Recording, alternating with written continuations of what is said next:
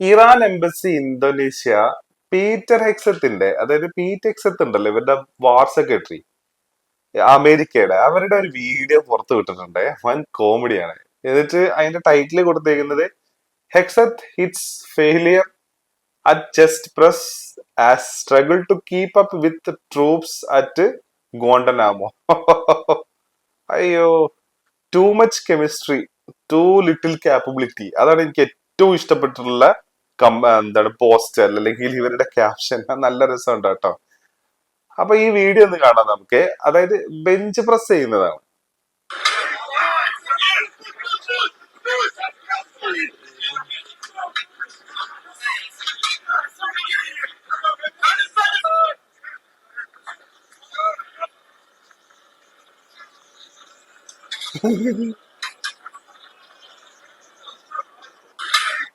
അതായത് കിടന്ന് മുക്കാണ് കേട്ടോ. പീറ്റെക്സത്ത് കടന്ന് മുക്കാണ് ഇത് പൊക്കാൻ വേണ്ടിട്ട്. അതിന്റെ ഇടയ്ക്ക് താഴെ പറഞ്ഞിട്ടുണ്ട് chemistry, too much chemistry, too little capability. അതായത് പീറ്റെക്സത്തിനെ ശ്രദ്ധിച്ചു കഴിഞ്ഞാൽ പുള്ളി ആ വേർഡ് എപ്പോഴും പറയും. അതായത് ട്രംപും എക്സത്തും തമ്മിലുള്ള കെമിസ്ട്രി. അതേപോലെ തന്നെ ട്രംപിന്റെ ഒരു പോസ്റ്റിൽ പറഞ്ഞിട്ടുണ്ടായിരുന്നത് എന്താ പറയാ, എന്റെ വലതുവശത്തിരിക്കുന്ന ഈ മനുഷ്യനെ എന്താ പറയാ, ഇറാൻ നേരിടേണ്ടി വരും, ഇറാൻ ഒരു ഡീലിലേക്ക് വന്നില്ല, ഇറാൻ അനുസരിച്ചില്ല എങ്കിൽ എന്നുള്ളത്. ഇത് പീറ്റെക്സ് തന്നെ അവിടുത്തെ പട്ടാളക്കാരോട് പറയുന്ന ഒരു വീഡിയോ ആണ്. അതായത് ട്രംപ് പറഞ്ഞത് എന്താണെന്ന് നിങ്ങൾക്കറിയോ, ഇറാൻ വഴങ്ങിയില്ല എന്നുണ്ടെങ്കിൽ ഇറാൻ എന്റെ വലതുവശത്തിരിക്കുന്ന ഈ മനുഷ്യനെ നേരിടേണ്ടി വരും. അപ്പോ എന്നെ അല്ല നേരിടുന്നത്, യഥാർത്ഥത്തിൽ നിങ്ങളെയാണ് നേരിടുന്നത് എന്നൊക്കെ പറഞ്ഞിട്ട് അമേരിക്കയിലുള്ള ആ പട്ടാളക്കാർക്ക് പ്രചോദനം നൽകുന്ന വീരോചിതമായിട്ടുള്ള പ്രസംഗമാണ് ആരുടെ, പീറ്റെക്സത്തിന്റെ.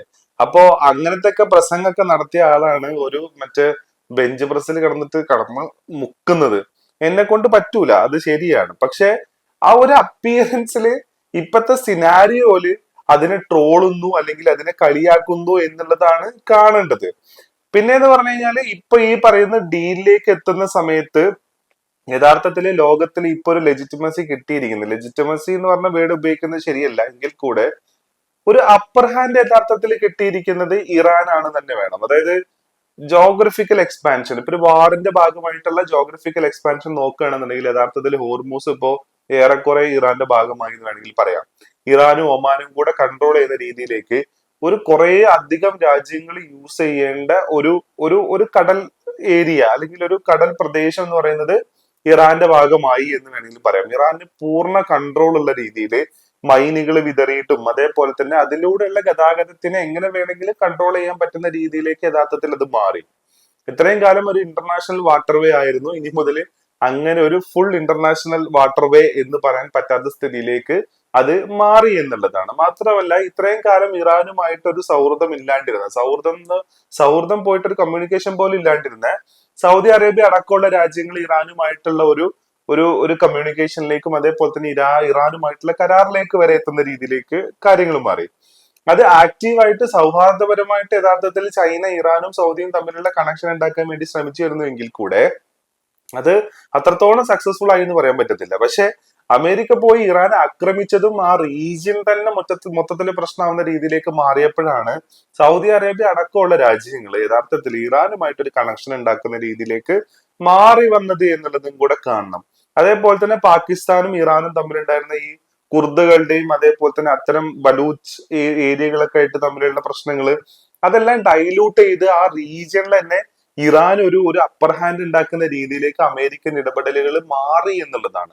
അത് മാത്രമല്ല അമേരിക്കൻ ആക്രമണത്തിൽ ഇറാൻ ഉണ്ടായ നാശനഷ്ടങ്ങളെ സംസാരിക്കുന്നതിനേക്കാൾ കൂടുതലായിട്ട് ട്രാക്ഷൻ യഥാർത്ഥത്തിൽ ഓൺലൈനിലും സോഷ്യൽ മീഡിയയിലും കിട്ടിയത് ഇറാന്റെ ആക്രമണത്തിൽ അമേരിക്കക്ക് എന്തോരം നാശനഷ്ടം ഉണ്ടായി എന്നുള്ള കാര്യത്തിലാണ്. അപ്പൊ അതുണ്ടാക്കിയിട്ടുള്ള ഒരു പിക്ചർ എന്ന് പറയുന്നത് അമേരിക്ക എന്ന് പറയുന്നത് അജയ്യനല്ല, തൊടാൻ പറ്റാത്ത ആളല്ല എന്നുള്ളൊരു ഫീലാണ്. അതായത് സ്റ്റേൺ ആയിട്ട് നെഞ്ചും വിരിച്ച് നിന്ന് കഴിഞ്ഞു കഴിഞ്ഞാല് വീണ് പോവാവുന്നതേ ഉള്ളൂ അമേരിക്കയുടെ താടും പാട്രിയോട്ടും ആരോയും എല്ലാം എന്നുള്ളത് ലോകത്തിന് കാണിച്ചു കൊടുക്കുകയും കൂടെ ചെയ്തിട്ടുള്ള ഒരു ഇൻസിഡന്റ് കൂടിയാണ് ഇത്. അതിന് നിങ്ങൾക്ക് ഏതെങ്കിലും F-35 F-15 അല്ലെങ്കിൽ ഏതെങ്കിലും B-2B ബോംബർ വിമാനങ്ങളുടെ ഒന്നും ആവശ്യമില്ല.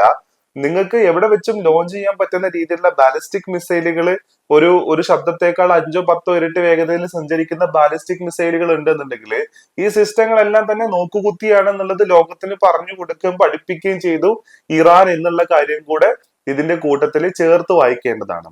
അത് മാത്രമല്ല 100-300 അല്ലെങ്കിൽ 400 കോടി രൂപയുള്ള എക്സ്പെൻസീവ് ആയിട്ടുള്ള എക്യുപ്മെന്റ്സുമായിട്ട് നിങ്ങൾ ആക്രമിക്കാൻ വരുന്ന സമയത്ത് ലക്ഷങ്ങൾ മാത്രം വിലയുള്ള കുഞ്ഞു സൂയിസൈഡ് ഡ്രോണുകൾ മതി നിങ്ങളുടെ ആ ഒരു വരവിനെ തടസ്സപ്പെടുത്താൻ എന്നുള്ളതും കൂടെ ലോകത്തിന് യഥാർത്ഥത്തിൽ ഇറാൻ ഈ ഒരു യുദ്ധത്തിലൂടെ കാണിച്ചു എന്നുള്ളതാണ്. അപ്പൊ അതിന്റെ മാതൃകയെ എക്സാക്ട്ലി പിന്തുടരുകയാണ് ഇപ്പോ ഹിസ്ബുള്ള ലെബനോനിൽ എന്നുള്ളതും കൂടെ കാണണം. കാരണം പണ്ട് ഈ പറയുന്ന വിയറ്റ്നാമിനെ അമേരിക്ക ആക്രമിക്കുന്ന സമയത്ത് വിയറ്റ്നാമിൽ നിന്നും അമേരിക്കയിലേക്ക് എങ്ങനെയാണോ അമേരിക്കക്കാരുടെ പട്ടാളക്കാരുടെ ശവങ്ങളുമായിട്ട് ശവപ്പെട്ടികൾ എത്തിയത്, അതുപോലെ യഥാർത്ഥത്തിൽ ഇപ്പോ ശവപ്പെട്ടികളുടെ എണ്ണം ഇസ്രായേലിലേക്ക് എത്തുന്ന IDF പട്ടാളക്കാരുടെ ശവപ്പെട്ടികളുടെ എണ്ണം കൂടിക്കൊണ്ടിരിക്കുകയാണ് എന്നുള്ളതും കൂടെ ഇതിന്റെ കൂട്ടത്തിൽ ചേർത്ത് വായിക്കണം. അപ്പൊ അങ്ങനെ ഒരു ചേഞ്ചിലേക്ക്, ഇത്രയും കാലം ഇല്ലാത്ത രീതിയിലുള്ള റെസിസ്റ്റൻസ് ആൻഡ് ചേഞ്ചിലേക്കും കൂടെ ഈ ഒരു വാറ് മാറി എന്നുള്ളതാണ്. അപ്പൊ അതിന്റെയൊക്കെ കൂട്ടത്തിലാണ് വലിയ ഡയലോഗ് അടിച്ചിരുന്ന മനുഷ്യൻ ഒരു ബെഞ്ച് പ്രസ് ചെയ്യാൻ വേണ്ടിയിട്ട് കടന്ന് സ്ട്രഗിൾ ആവുന്ന ഒരു വീഡിയോ